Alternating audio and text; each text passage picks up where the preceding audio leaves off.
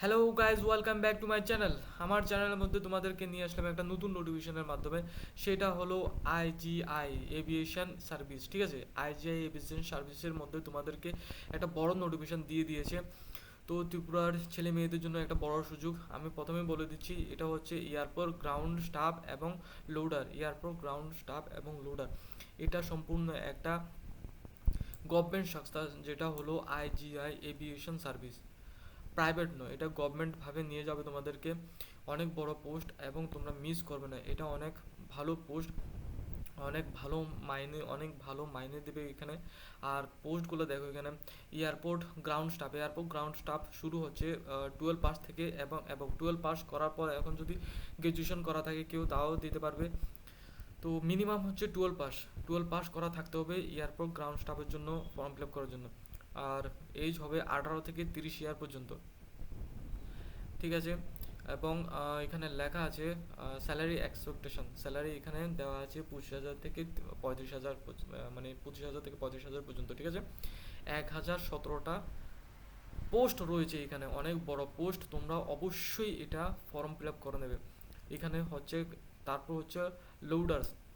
ওই যে মালপত্রগুলো তোমাদেরকে মানে একটা জায়গাতে রাখতে হয় না, ওইগুলা লোডার বলতে মানে ওইগুলাকে বোঝায় আর কি। 10 পাস হতে হবে, ওটার জন্য মিনিমাম 10 পাস হতে হবে। এবং 20 থেকে 40 বছর পর্যন্ত, 20 থেকে 40 বছর পর্যন্ত হতে হবে। আর এখানে মাইনে হচ্ছে 15,000 থেকে 25,000 পর্যন্ত। আর এটা টোটাল ভ্যাকেন্সি হচ্ছে 429টা ভ্যাকেন্সি। অনেক বিরাট পোস্ট দিয়ে দিয়েছে তারা। তো তোমরা যদি সুযোগটা লাভ না করতে পারো তো অবশ্যই মিস করবে। আর এটার ক্ষেত্রে দেখো, লোডার্সের ক্ষেত্রে শুধুমাত্র অনলি মেল। লোডার্সের ক্ষেত্রে সবসময় মনে রাখবে অনলি মেল। ফিমেলদের জন্য এখানে আছে এয়ারপোর্ট গ্রাউন্ড স্টাফ, ফিমেলরাও দিতে পারবে, অসুবিধা নেই এখানে। আর এখানে তো বলে দিলাম কি কি ক্রাইটেরিয়া লাগবে। তারপর আমি ডাইরেক্টলি তোমাদেরকে বলে দিচ্ছি। আর আইটিআই যদি থাকে অবশ্যই দিতে পারবে গ্রাউন্ড স্টাফ পজিশন। যারা 10th পাস করে আইটিআই করে আছো, 10th পাস করে যারা আইটিআই করে আছো, তারা গ্রাউন্ড স্টাফও দিতে পারবে আইটিআই এর মাধ্যমে।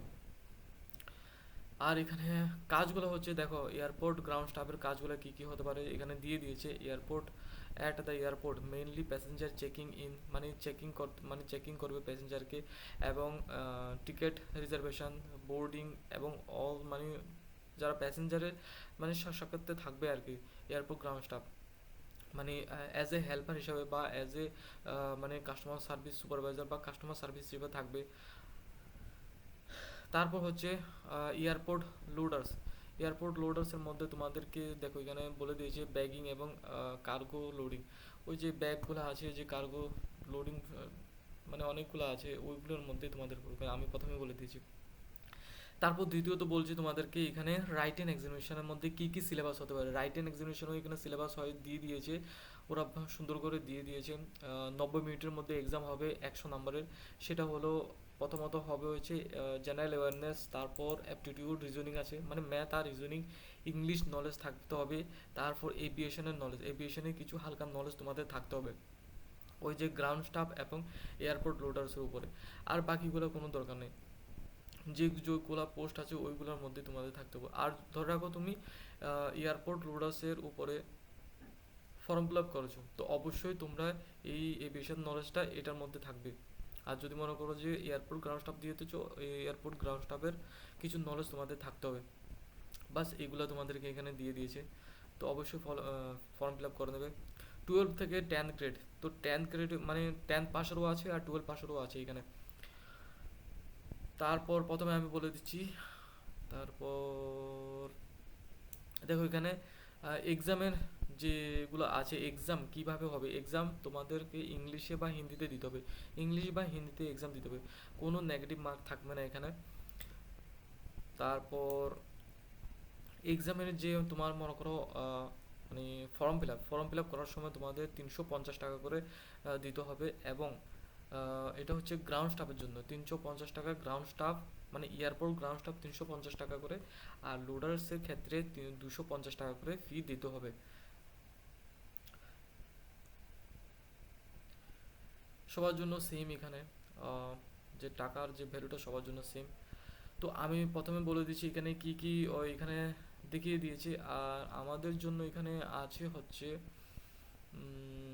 আসাম, মণিপুর,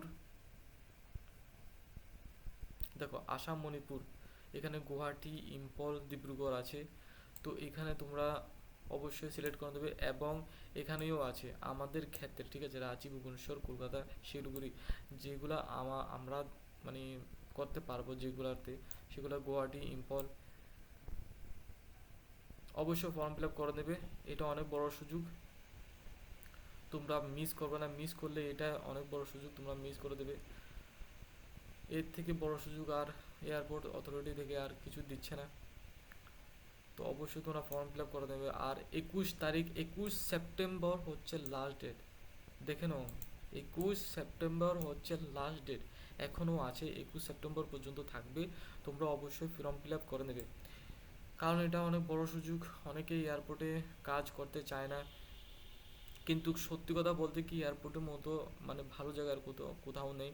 অনেক ভালো জায়গায় ওখানে কাজ করা একদম মানে সুবিধাজনক আমি মনে করি। তো অবশ্যই তোমরা ফর্ম ফিল আপ করে দেবে। আইজিআই এভিয়েশন সার্ভিসের মাধ্যমে তোমাদেরকে নিয়ে যাচ্ছে, তোমরা অবশ্যই এটা ফর্ম ফিল আপ করে দেবে। 10 পাস থেকে 12 পাস পর্যন্ত, বা এর উপর যদি থাকো তো অবশ্যই দিতে পারবে। যাই হোক, এটাই আমার তোমাদেরকে বলা ছিল, তোমাদের বলে দিলাম। তো thank you guys, love you guys. অবশ্যই শেয়ার করবে এবং সাবস্ক্রাইব করবে, এবং please please please share, like, subscribe অবশ্যই করবে।